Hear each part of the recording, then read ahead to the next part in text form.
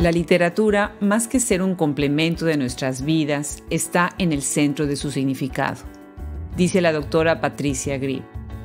Para quienes hacemos este podcast, escuchar a aquellos que hacen literatura es ampliar el centro de ese significado, pues nos dejan entrever la trama de sus propias historias. Bienvenidos a Hablemos Escritoras, un micrófono abierto a hablar sobre sus obras, sus carreras y sus retos. Hoy tenemos en el programa a Marta Cupa León. Yo soy Adriana Pacheco. Marta Cupa nació en Zacapu, Michoacán, el 7 de octubre de 1966. Estudió periodismo y comunicación colectiva en la Universidad Nacional Autónoma de México. Trabajó como reportera en los diarios El Universal y El Sol de México y como editora, correctora de estilo y redactora en diversas editoriales. Escribe cuento y crónica y ha participado e impartido talleres de escritura.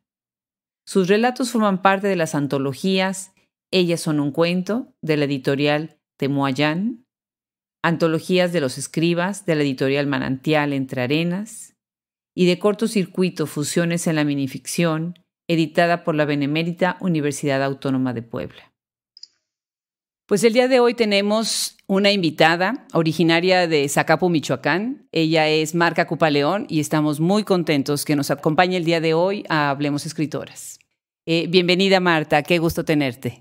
Muchas gracias por la invitación, Adriana.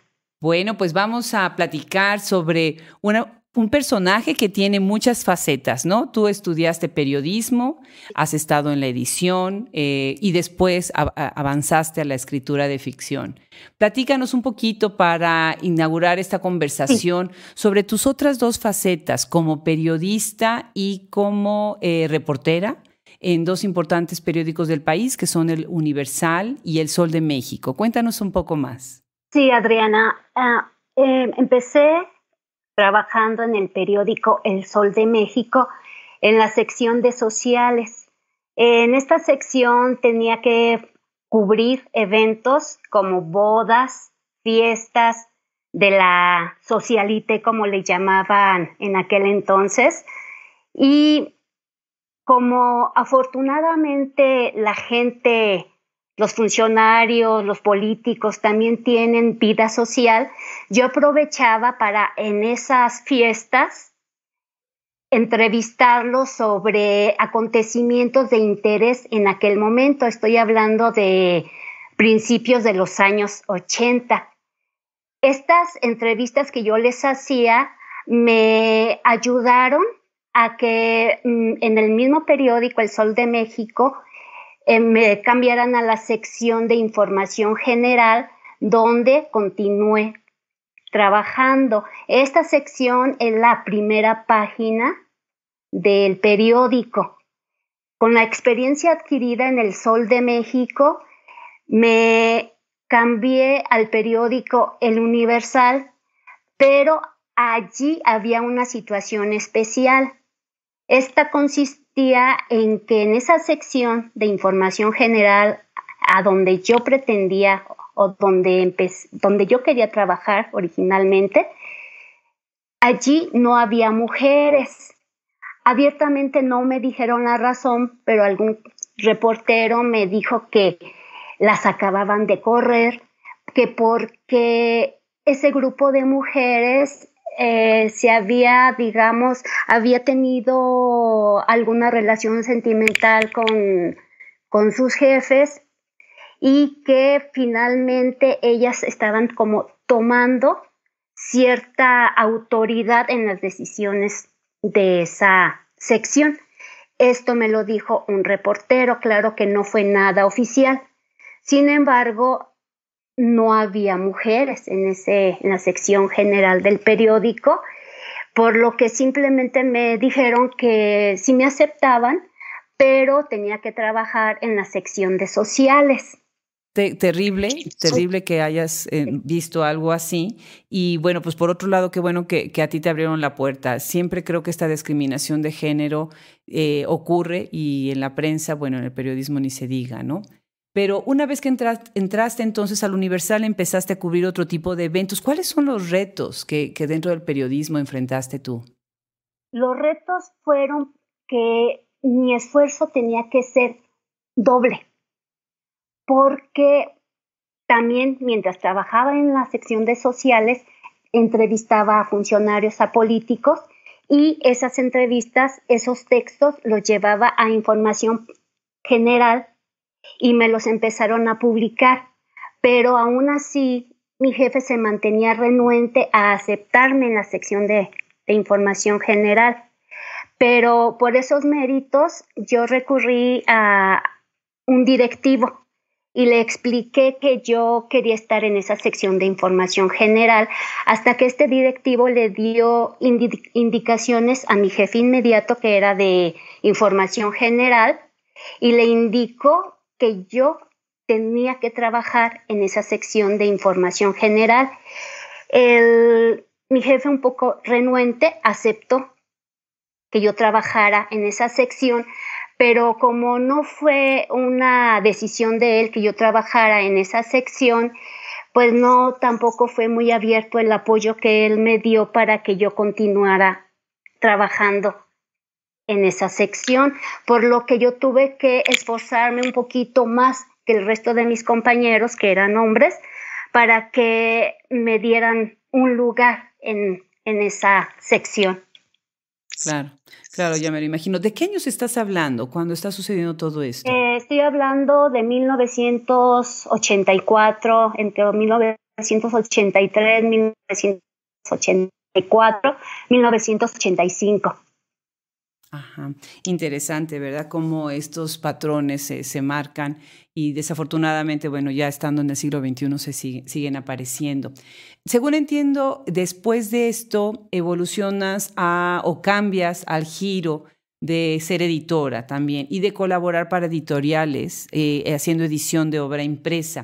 Sí. El trabajo del editor es fundamental, es uno de los claves, de los engranes de toda esta gran estructura que es pues, la letra, la producción de la letra impresa y también ahora digital, ¿no? ¿Cuáles crees tú que son las responsabilidades y los compromisos que tiene un editor o si crees que no las tiene? Yo creo que sí son muchas las responsabilidades de un editor, Adriana.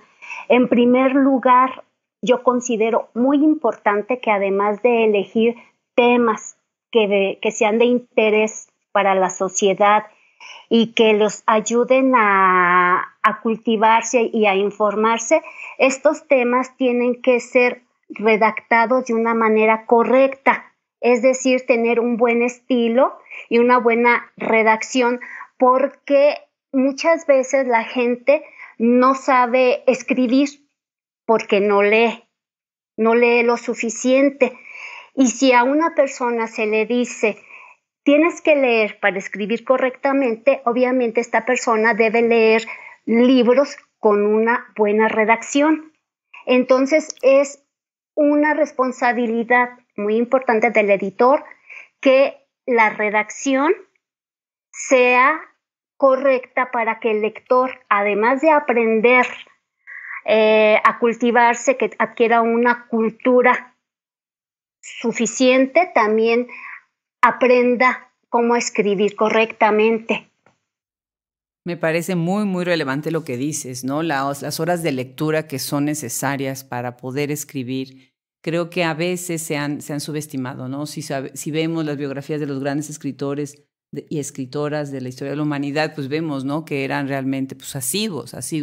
Y sobre todo lecturas clásicas, lecturas que han marcado la literatura. Y ahora también la literatura contemporánea.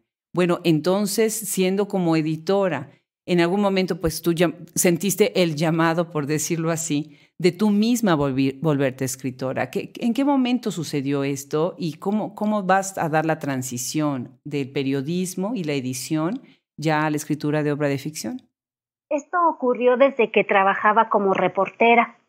Especialmente en el Sol de México tuve la oportunidad de cubrir un evento en donde se presentaron Octavio Paz y Carlos Fuentes. Interesante. asistí a ese evento que fue precisamente, ellos iban como invitados a una exposición de escultura y en el periódico me pusieron el reto. Cubre el evento de la exposición como exposición de escultura, pero trata de entrevistar a Octavio Paz y a Carlos Fuentes. Primero llegó Octavio Paz. Él en aquel entonces era exclusivo de Televisa, llegó con su equipo y no permitía ese equipo de Televisa que nadie más lo entrevistara. Sin embargo, yo me dirigí directamente, obviamente, a Octavio Paz y le solicité la entrevista. Él me dijo que no porque iba en un trabajo exclusivo para Televisa y le insistí, le dije que solamente le haría una pregunta. Y muy bien. Asesor de imagen de Televisa me indicó que no podía contestar mis preguntas, pero el propio Octavio Paz le pidió al directivo de Televisa que me permitiera hacerle una pregunta. Y le hice una pregunta clave. Le pregunté, ¿el mexicano tiene identidad? Y eso dio toda una charla. Me permitió hacer una nota larga para el periódico. Después llegó Fuentes a ese mismo evento, acompañado de su esposa Silvia Lemus, pero él iba independiente. Y me acerqué y le hice la misma pregunta. ¿El mexicano tiene identidad? Y también esta pregunta dio pie a una larga conversación y afortunadamente llevé 2 entrevistas al periódico El Sol de México y pues me las publicaron.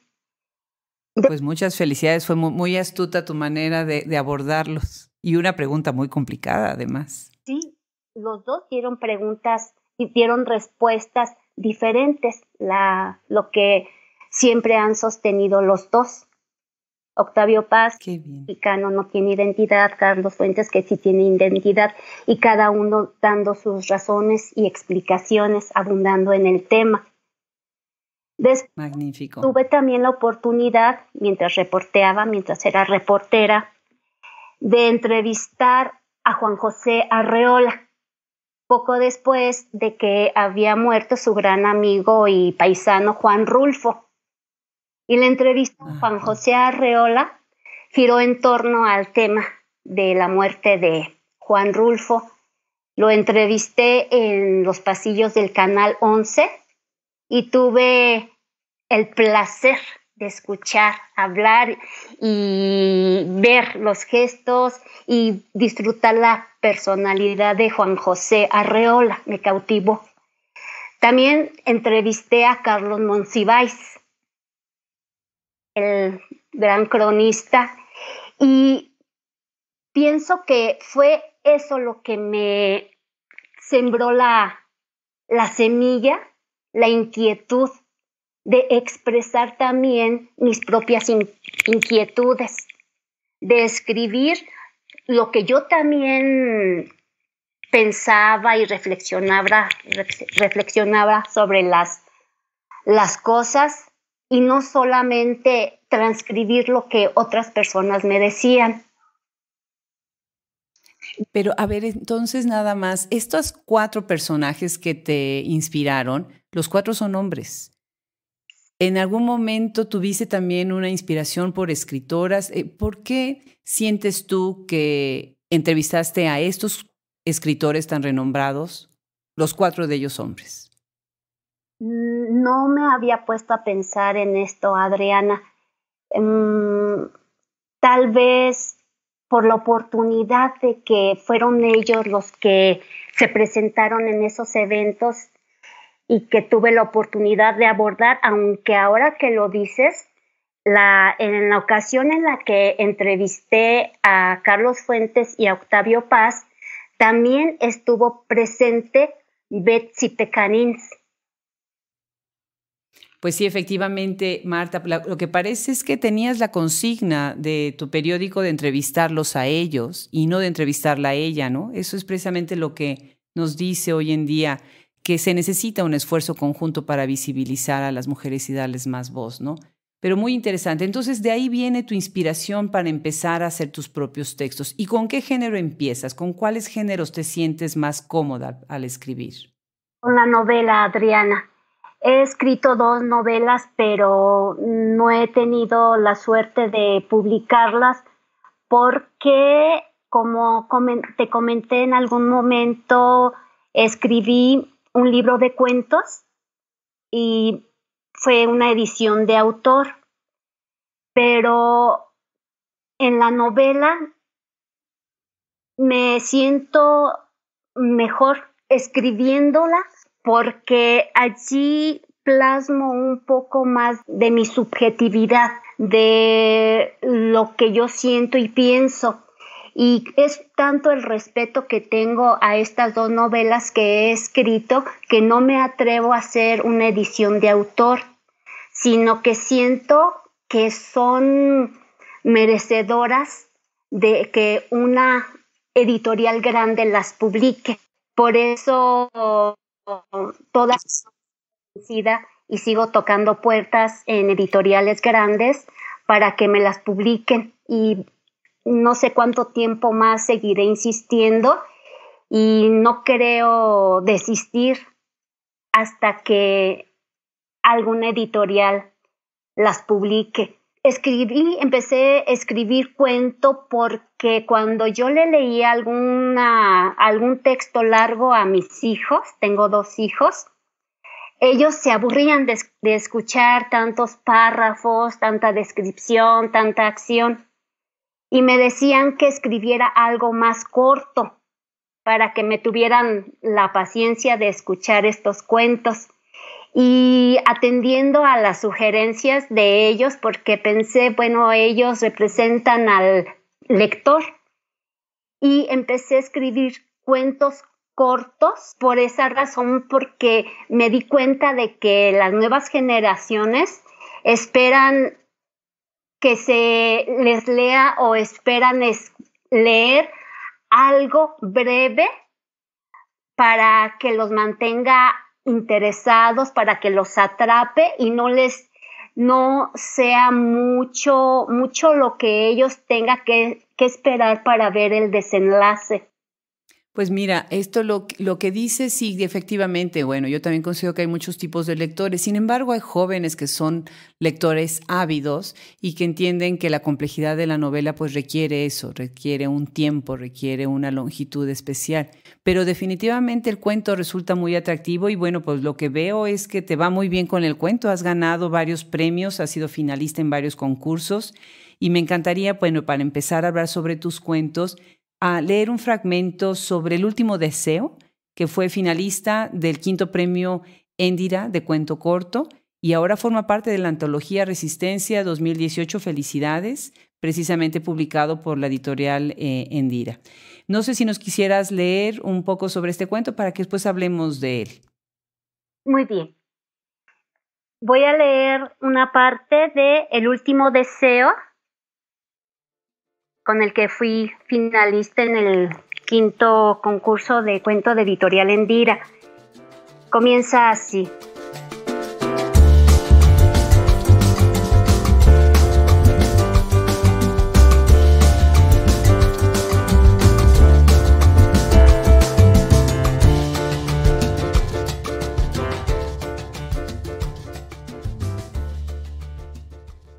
Adolfo no podía creer lo que la desconocida moribunda le había propuesto: matrimonio in articulo mortis, para que se convirtiera en su único heredero, como un tributo a la memoria de Gregorio, padre de Adolfo, a quien Mercedes amó.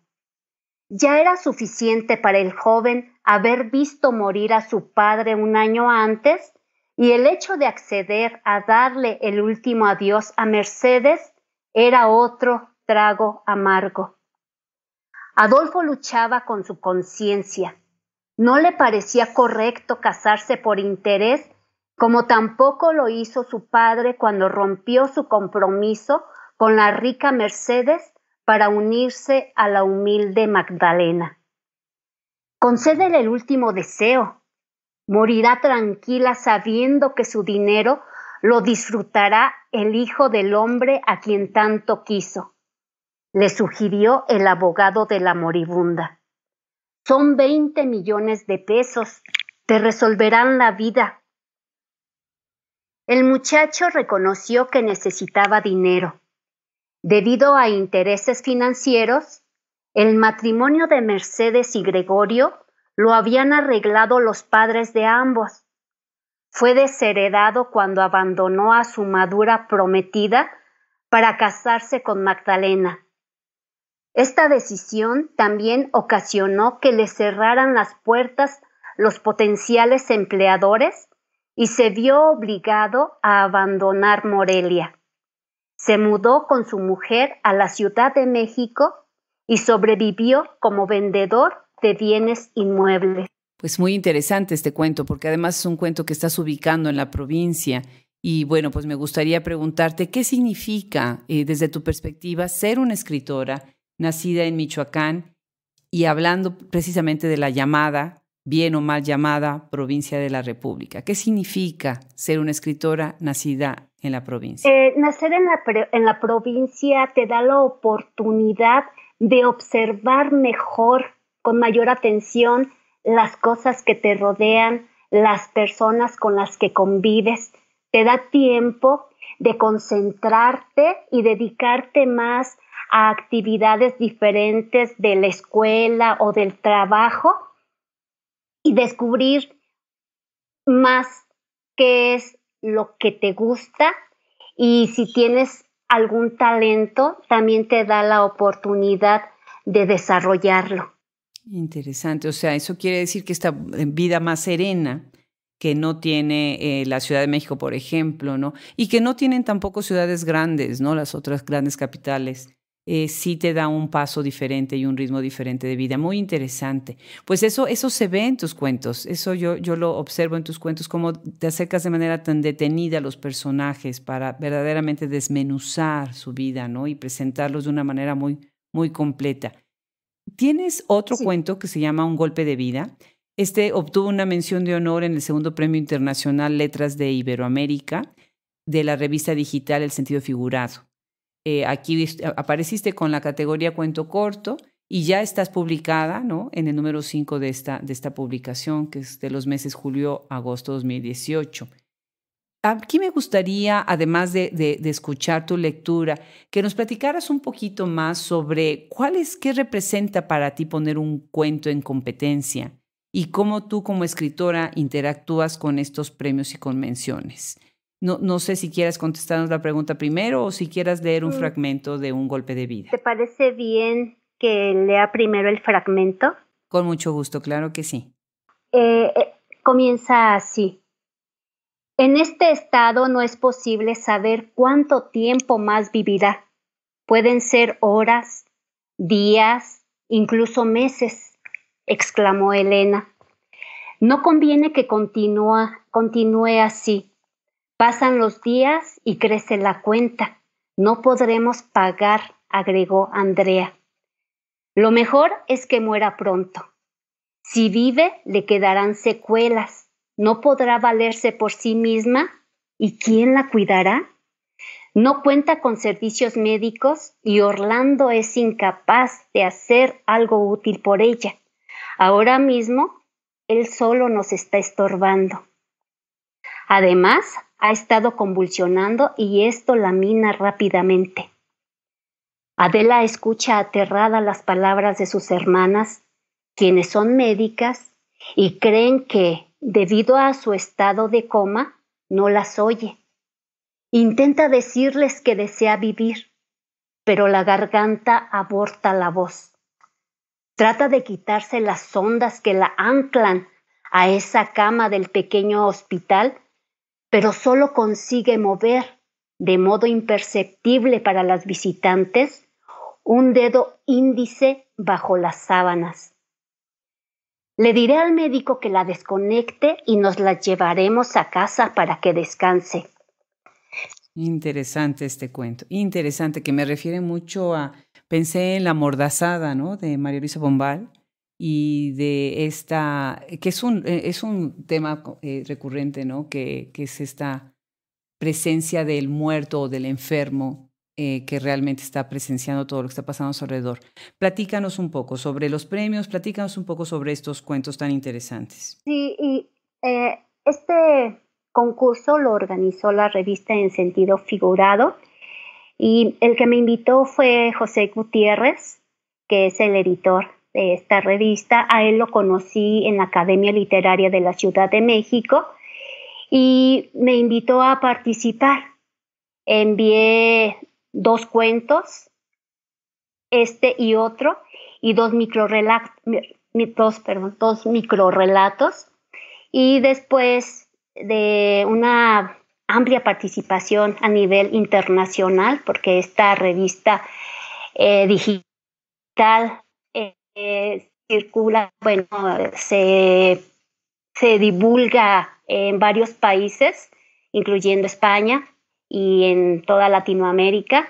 Después él me dio la buena noticia de que había resultado con mención honorífica y lo publicó.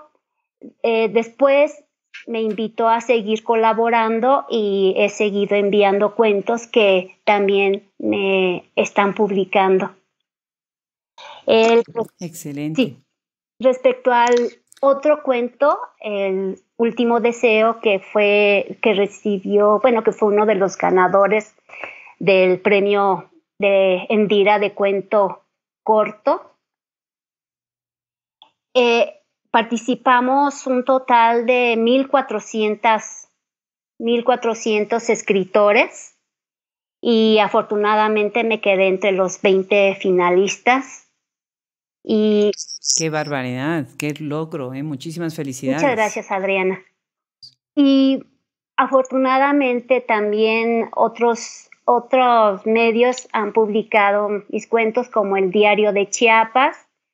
He recibido invitaciones para leer mis cuentos en algunas estaciones de radio, como en la Orquesta Filosófica, en otro programa de radio a cargo de Tere de las Casas, de IMER, del Mexicano de la Radio. También ahí leí mis cuentos. Me invitaron también en el Festival del Libro y de la Rosa, en el Centro Cultural Universitario de la UNAM. Me invitaron a hablar sobre la obra de Jorge Ibargüengoitia, de Pita Amor, y ahí leí algunas obras de ellos y también algunas de mis propias creaciones. Igualmente me invitaron en la Feria Internacional del Libro del Palacio de Minería, a través de la Secretaría de Cultura, para leer algunos de mis cuentos y para impartir allí mismo un taller de cuento. Excelente. Ahora, platícame, yo veo que en una gran parte de tus cuentos, como en La Explosión o en El Último Deseo, la voz, el narrador es una voz masculina y los hombres en especial tienen un rol importante. ¿Qué hay de la condición masculina que te permite narrar sus historias o qué ves tú de particular en la mirada masculina que informa tu narrativa? Yo creo que esto se debe, Adriana, a que desde que nací estuve rodeada de hombres. Fui la 9ª hija en una familia de 10.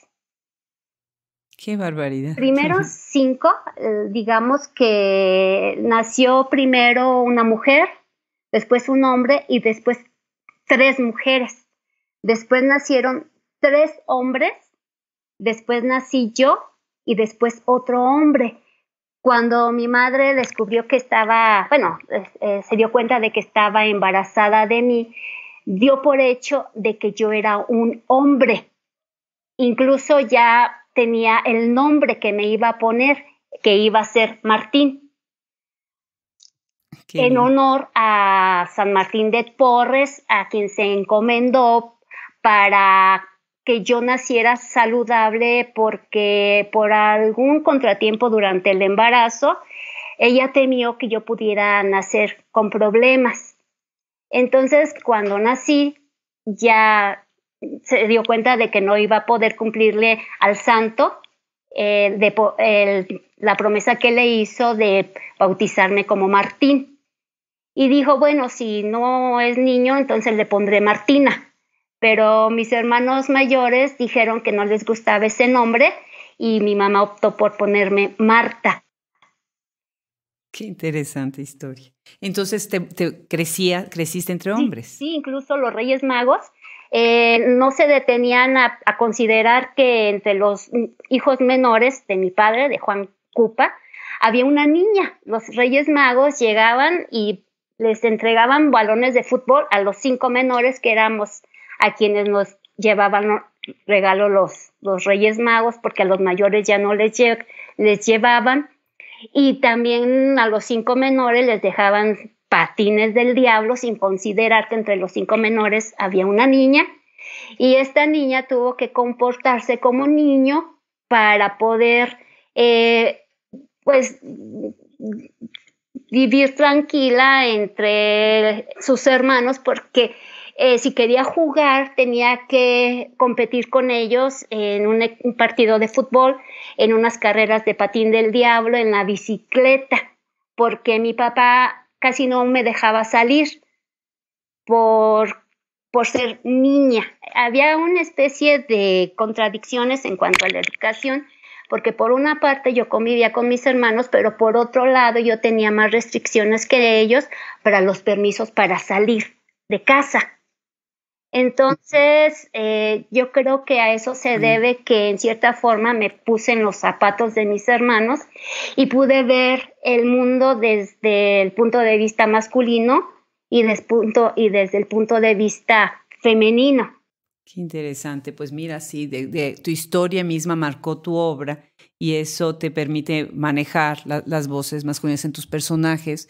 Y bueno, definitivamente también tienes personajes femeninos, eso ni se diga, pero es interesante, eso me llamó la atención. Otros dos temas que tienes que son muy relevantes son la enfermedad y la muerte. ¿Con qué propósito los usas? O sea, estás siempre explorando como estos espacios liminales y de transición entre la vida y la muerte constantemente, ¿no? Platícanos un poco sobre tus temas y tus Yo motivos. creo que, bueno, estoy segura de que se deben a que desde mi nacimiento eh, estuve muy cercana a la muerte. Como te comenté, mi mamá, cuando se enteró de que estaba embarazada de mí, ella ya no quería tener más hijos. Como te dije, fuimos 10 y ella ya no quería más hijos. Entonces, al principio, cuando resultó embarazada de mí, y, bueno, perdón por la reiteración, trató de abortarme, pero utilizó un método que no fue muy efectivo, obviamente, y cuando se dio cuenta a los 8 meses que yo iba a nacer, tuvo ese temor de que yo, por efecto del brebaje que ingirió para abortarme, pudiera nacer mal. Y fue cuando se encomendó a San Martín de Porres. Y bueno, afortunadamente nací bien. Pero cuando tenía yo 6 meses más o menos, tuve una infección que me provocó temperaturas muy elevadas y me desmayé, y mi madre pensó que yo ya estaba muerta. Y ella empezó a hacer los preparativos sin consultar a un médico para velarme. Mi padre en ese momento estaba trabajando, no se había enterado de qué estaba pasando en casa, y cuando regresó del trabajo y vio que había preparativos para velar a alguien, se asustó. Mi mamá le dijo que yo ya me había muerto, y papá me tomó en sus brazos y me llevó al hospital y allí el médico me reanimó y ya le explicó que me había desmayado por una infección muy fuerte. Entonces, bueno, continué viviendo y tenía 15 años cuando, a consecuencia de una amibiasis maltratada, desarrollé apendicitis, pero era una apendicitis que me provocaba dolores intensos, pero se me quitaban, no le di mucha importancia, hasta que un día en una madrugada resultó un dolor intolerable y fui al médico y el doctor que me atendió le dijo a mi padre que si hubiera tardado yo 5 minutos más en llegar al hospital, no hubiera respondido por mi vida.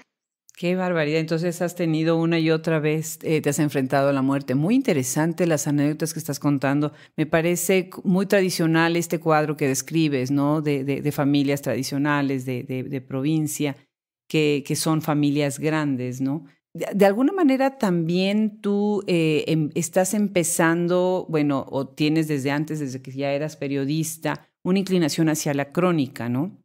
Sí. Y en el momento en que oigo cómo estás narrando todo esto, pues veo, ¿no? De qué manera tú te gusta la crónica. Incluso siento que alguna de tus crónicas, inclusive parecen como, tienen estos sabores del siglo XIX, esta crónica cultural que aparecía en el periódico semanal. No sé qué opinas sobre esto. La crónica me gusta porque me da la oportunidad de narrar una historia de manera como fue ocurriendo en el tiempo. Me permite platicarla naturalmente sin dar brincos de lo más interesante a lo menos interesante o de estar buscando la parte que pueda parecerle más interesante a las demás personas. La crónica me da la satisfacción de narrarla simplemente como se me viene a la mente o como recuerdo que ocurrió. Leamos entonces un fragmento. Tienes una crónica titulada El fantasma que nos liberó del agobio de la solemnidad, mismo que leíste en el marco del homenaje a Jorge Ibargüengoitia en 2018. ¿Nos quieres leer un fragmento?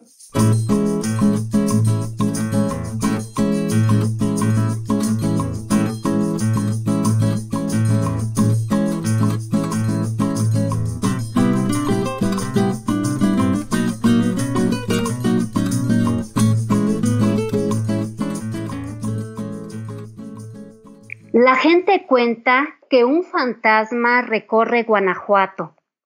Aseguran que tiene un ojo mágico para ver la realidad y llegar como rayo a sus entrañas.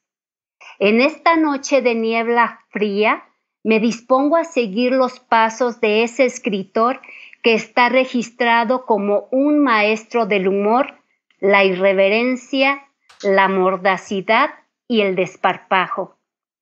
¿Quién es ese fantasma de nombre impronunciable? Es Jorge Ibargüengoitia, el señor que sigue escribiendo en las mañanas párrafos en los que mezcla chistes y chismes de vidas ajenas, pero muy cercanas a él.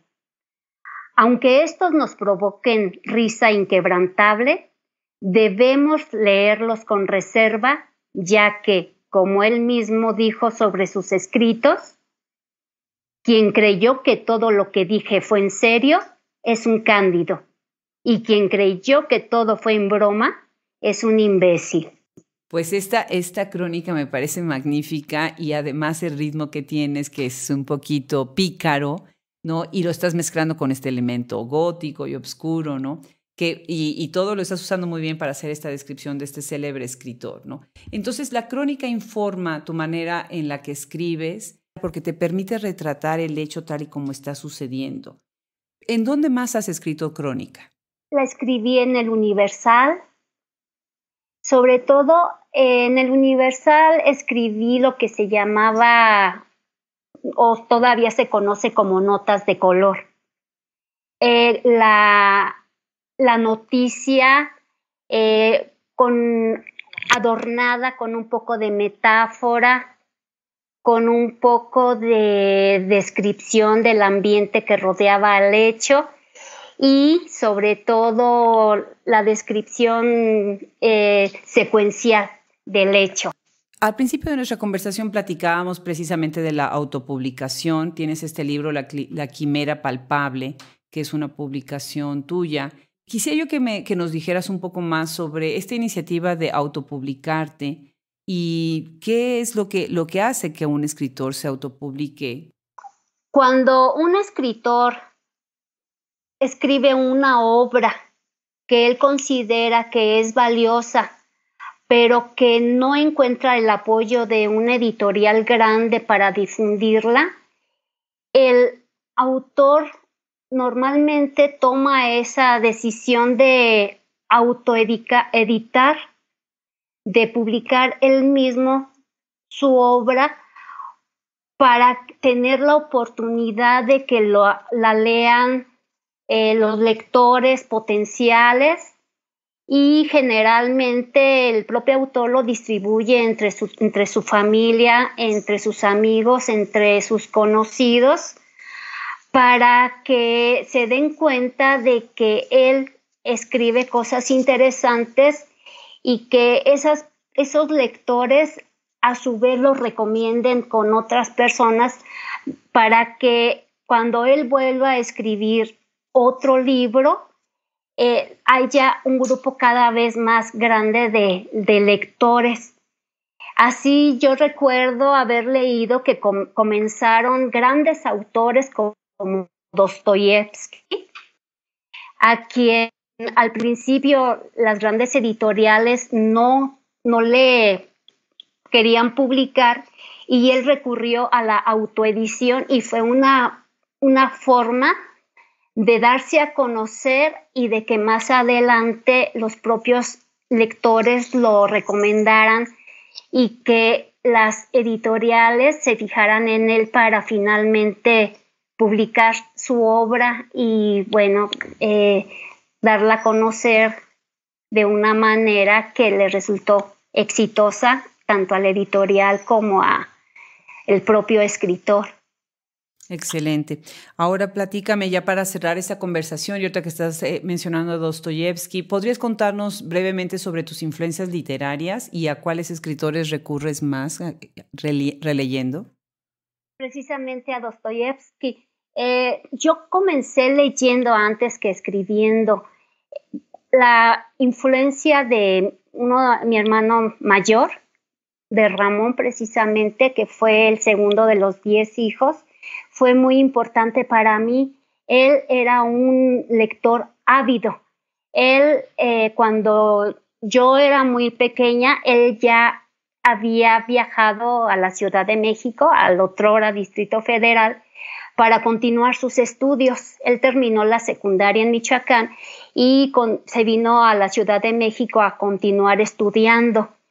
Él leía libros de varios autores y los que más le gustaban nos los llevaba a Michoacán en las visitas que nos hacía, y antes de darnos esos libros nos hacía una especie de sinopsis para avivar nuestro interés en los textos, y después nosotros los leíamos, nosotros los hermanos menores, pero entre los hermanos menores quien más leía era yo.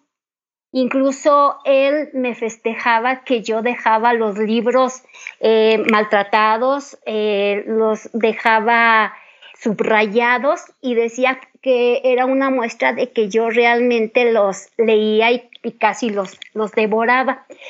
Y entre los autores precisamente que más me gustaron desde entonces y que curiosamente pequeña aprendí a leer fue a Dostoyevsky. Él me gustaba por ese ambiente sombrío y depresivo que había en sus historias, porque cada vez que yo leía Pobres Gentes o Crimen y Castigo, me imaginaba un ambiente en sus historias muy parecido al de Zacapu, un ambiente sombrío y frío, porque así era digamos, el ambiente que yo percibía también allá en Zacapu, Michoacán, y era una forma de identificarme con él. Y me sentía como parte de las historias y esa ambientación, esa descripción que hacía muy parecida al lugar donde yo vivía, me hacía como revivir al mismo tiempo que leía, estar viviendo dentro de esas historias y me identificaba mucho con ellas, con ese tono deprimido y depresivo que pues maneja Dostoyevsky. Pues mira nada más qué relación estás encontrando con esta obra y con tu lugar natal. Pues Marta, ha sido un verdadero gusto escucharte. Creo que tienes una producción muy interesante. Seguramente serás exitosa con estas novelas que están en búsqueda de un editor, de una casa editorial. Yo creo que los cuentos hablan mucho ya de tu trabajo. Tú eres una parte de una generación de escritoras que siguen desde sus mismas historias, contando y hablando sobre temas que son muy, muy relevantes. Ha sido un verdadero gusto, Marta, tenerte en Hablemos Escritoras. Muchas gracias a ti, Adriana, por invitarme. Y te felicito por este proyecto que estás realizando y te agradezco mucho que me hayas considerado para tomar parte en él. Ay, al contrario, muchísimas gracias a ti, Marta. Un abrazo cariñoso. Igualmente.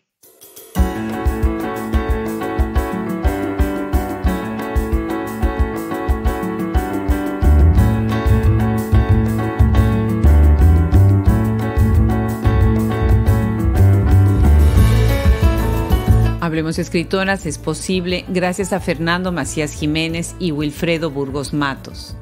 Página de internet Andrea Macías Jiménez. Logo original de Raúl Bravo Vázquez.